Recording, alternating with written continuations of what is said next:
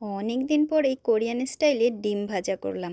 আর কি রান্না করব চিন্তা করছিলাম, তো ঘরে ছিল অনেকখানি মাশরুমও একটুখানি ভাজা করব। হ্যালো সবাই, কেমন আছেন? আমি পরিকল্পনা, সাউথ কোরিয়া থেকে। ডিম তো ভাজলাম, দেখেন কেমন হয়েছে। ডিম যতই ভেঙে যাক না কেন, আজকে থাকবে ডিম সুন্দরভাবে তৈরি করার একটা টিপস। এই হচ্ছে মাশরুম হয়ে গেল।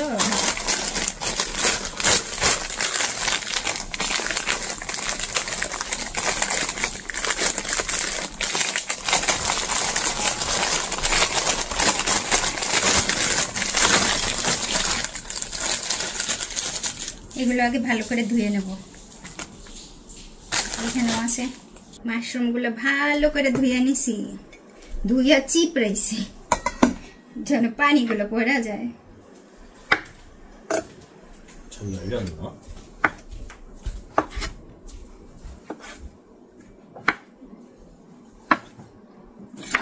এইভাবে স্লাইস করে নেব। গাজর, মরিচ, পেঁয়াজ,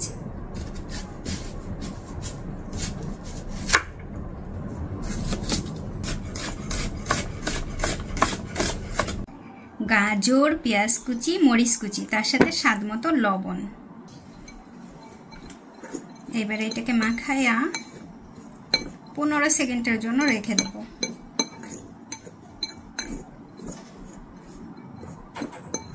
দশ থেকে 15 সেকেন্ড পরে এত সুন্দর হয়েছে।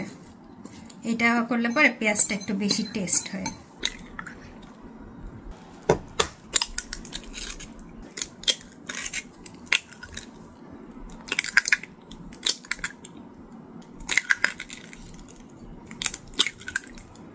আটটা ডিম দিলাম। এইবার এটাকে মাখাবো, ভালো করে ফেটে নেব।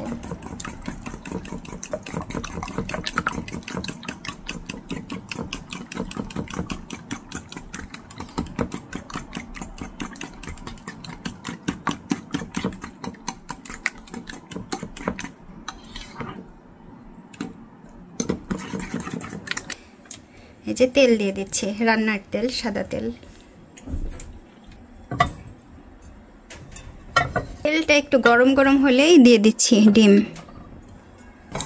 যেদিক থেকে ভাজা হচ্ছে সেদিক থেকে বটা আরম্ভ করব।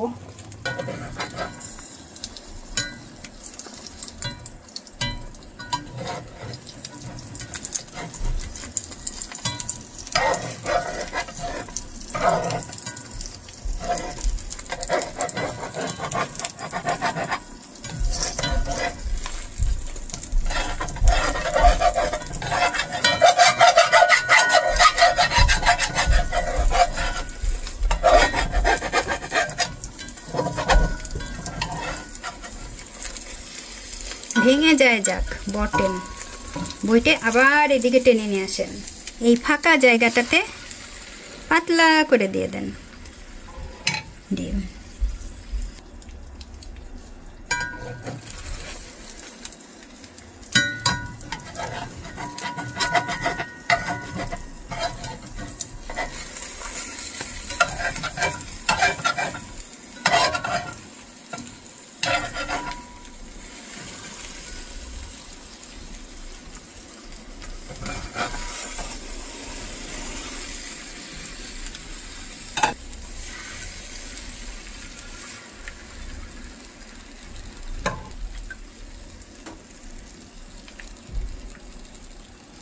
একেবারে লাস্টেরটা যখন করবেন তখন সুন্দর করে করবেন। এর আগে যদি ভেঙে যায়, ছিঁড়ে যায়, কোনো ব্যাপার না।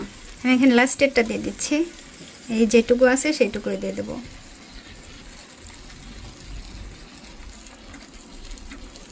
ধীরে ধীরে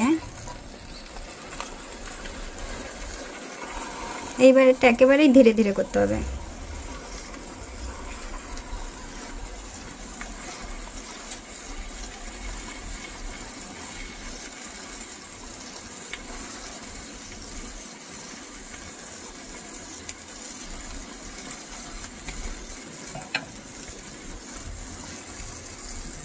চেপে চেপে দিচ্ছি, একটা শেপ আনা হবে।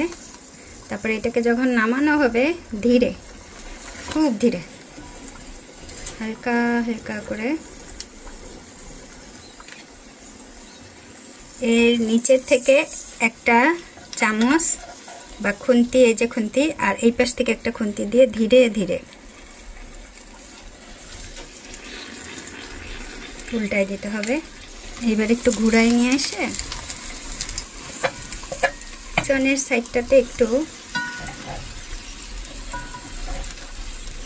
এখান থেকে উঠায়া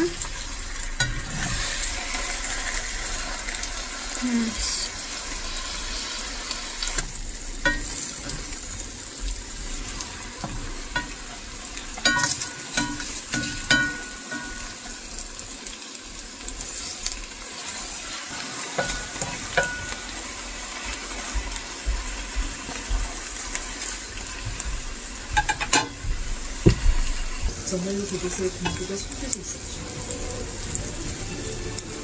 마침내 비밀로 밝혀진 모든 진실을 알아낼 순간이 다가왔는데요.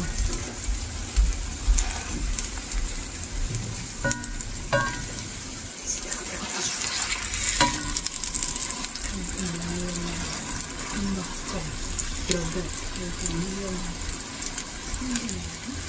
놀랍게도 그 장부엔 이내 아버지의 이름도 적혀 있었습니다. 사실 서명의 죽음에는 왕 또한 관련되어 있었는데요.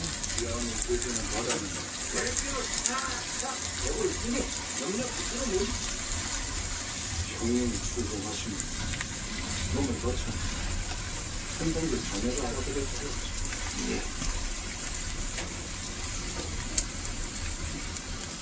다 한동도 양이 교지를 받는다 하지 않으면 결과는 같지 않습니까? এই যে ডিম ভাজা হয়ে গেছে, এখন এটারে নামাবো। তো নামানোর সময়ও এই পাশে ধরেন, ধরে এটারে দুইটা খুন্তি দিয়া এই যে এইভাবে নিয়ে আসলে হয়ে যাইতেছে। এখানে হালকা তেল আছে, আর একটু তেল দেব নিচে। মাশরুমগুলা কেটে রাখছি, দিয়ে দিচ্ছি।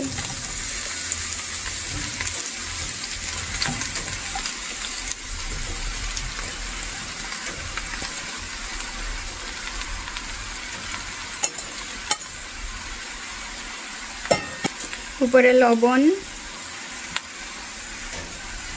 লবণ খুব বেশি দেওয়া যাবে না, মাশরুমে বেশি লবণ দিলে লবণ পোড়া হয়ে যায়, সাবধান, অল্প লবণ। পরে আর একটুখানি তেল দিয়ে দেব।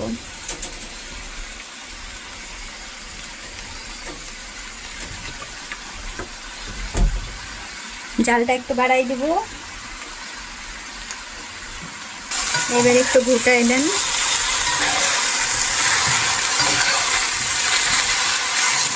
আপনি ঢেকেও রান্না করতে পারেন।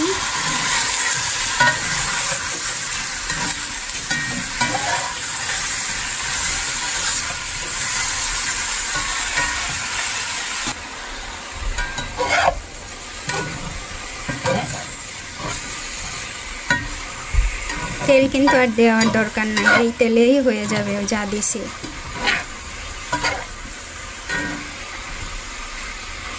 যে যখন কমে আসছে, এখন জালটা একটু বাড়াই দেব।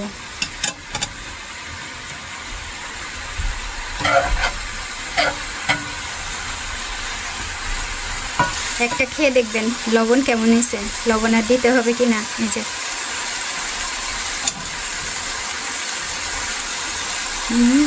ঠিক আছে, আর একটু ভাজা দিব।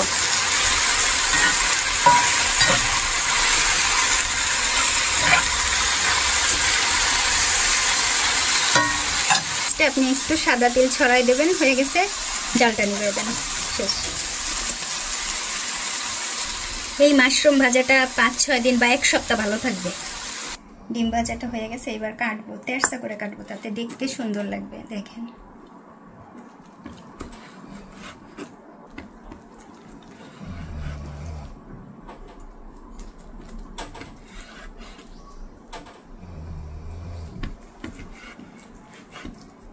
এইভাবে ডিম ভাজা করে খাবেন, খুব ভালো লাগে।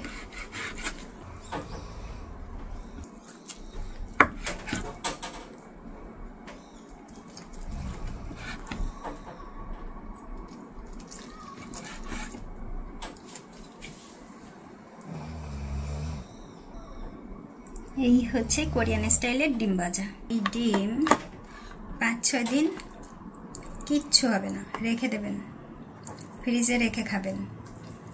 প্রথমে এই যে ঠান্ডা হইলে পরে ফ্রিজে রাখবেন, তারপরে খাবেন। এত স্বাদের ডিম এটা।